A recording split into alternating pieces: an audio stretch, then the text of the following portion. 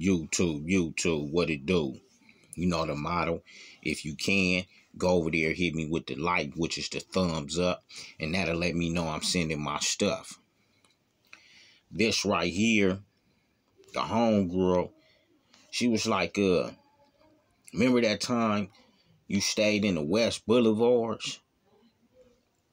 And one of the homies kind of had an altercation with them dudes over there. She was like, send that one. So I remember, actually, my mom, she had a spot on the street, I think, called Longwood or something over there, like in the West Boulevards. West Boulevard Crips. And at that time, in like the mid-90s, you know what I'm saying, them dudes still kind of heavily fluctuated through that area. You know what I'm saying? But mom's had a spot already, wind up coming up on this spot. So we didn't want to pass the opportunity up. So I said, Mom, let me get it. You know, the 212 bus was like a couple blocks. You cross the street, you can hit the 212, and it'll shoot you all the way up La Brea, back over into the neighborhood, homie. You know what I'm saying? And it was kind of, at that time it seemed kind of low and it was kind of mellow. So, looks can be deceiving. So we get over there, man, and I wind up eventually letting my young homeboy G-Half 2 reside over there with me. But he's still in his youth mentality, heavily banging more than me at that time, even though we both was young, kind of in our youth still. He liked it to be, I kind of knew if I'm in somebody's turf, kind of how to carry myself. The young homeboy, actually, he didn't have too much experience on that, homie. So he'll still go out flamed up, cherried up occasionally. So to steer me into the story of being in the West Boulevard Crips, what brought major attention to it, we was able to do our thing, have homegirls come through, a homie or two would slide through there. We was able to kind of have a little piece of freedom, you know what I'm saying, over that way, dog. But that's just how dudes used to play and capitalize in each other turfs and each other communities back then. I'm over there. I'm down, moved out, but I'm over there low, thinking I can function. So I remember my young homeboy G-Half Deuce, he wound up going to a liquor store over that way they had, and to go get some drinks and, blunts and stuff like that.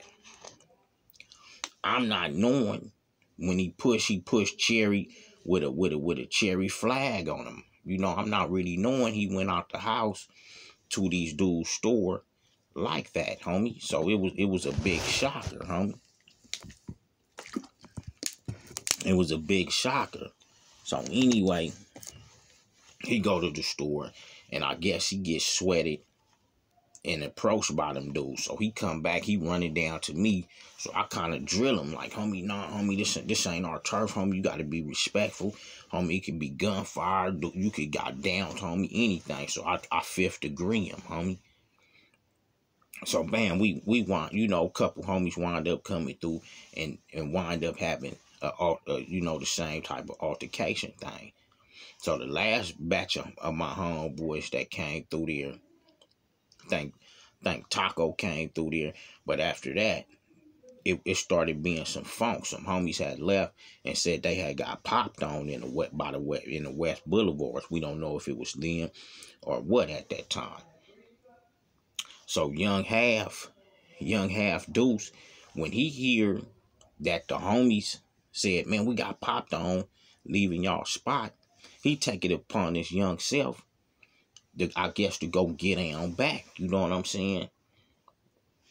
He didn't hit nobody, but because he said, well, they didn't hit them, but I still wanted to let them know that whoever they popped on came back. He on some bullshit, so whatever, homie. So he wind up saying that he wind up pop shotting at them dudes, homie.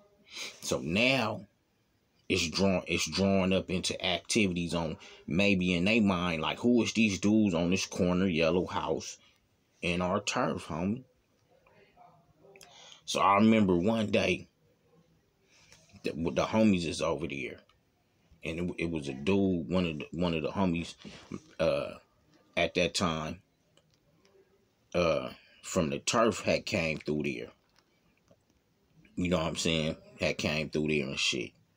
I ain't gonna say his name. He had came through there and shit. And we was like doing business and shit. And I remember a light skinned fool, maybe with some green eyes or something. I think he was from West Boulevard. And I remember the homie was looking out the window or something. And he was like, man, who is this fool prowling around the house? It was a light skinned fool, like some wavy hair.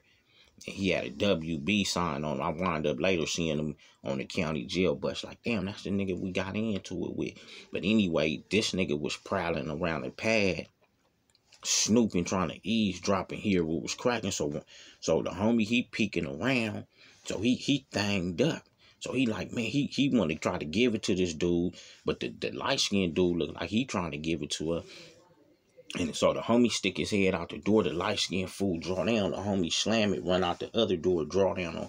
It's like a draw down, and I'm pleading with the homie, like, man, don't get down, homie, don't get down. I stay here. So I don't know what wound up happening, but it didn't no gunfire go down.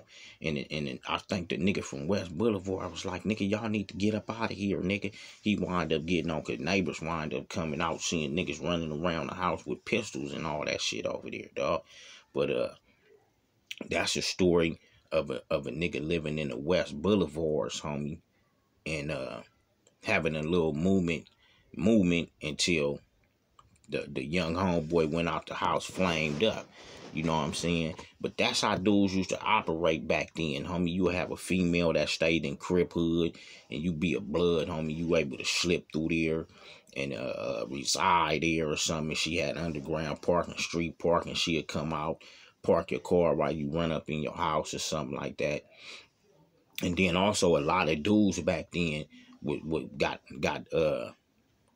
how can I say, got dumped out. Because you had some dudes that lived in dudes' hoods, whether they was Crippin', Blood, or S.A.N., that used to, like, at them times, young, motherfucker put in work where he live at, possibly, and go back home in these same niggas' hoods. You be thinking some niggas came over and dumped your hood out, or shot a homie, or killed somebody, and it wind up being some inside shit, a nigga living inside your turf or some shit. You know, I done heard stories of like that, of Bloods living in Crip hoods, serving them niggas and living right over there. I done heard stories of Crips living in Blood hoods, homie. They, you know, we didn't have them in our turf, homie. Nigga be wondering what happened, but these be inside jobs and shit like that, or niggas be weed tipping.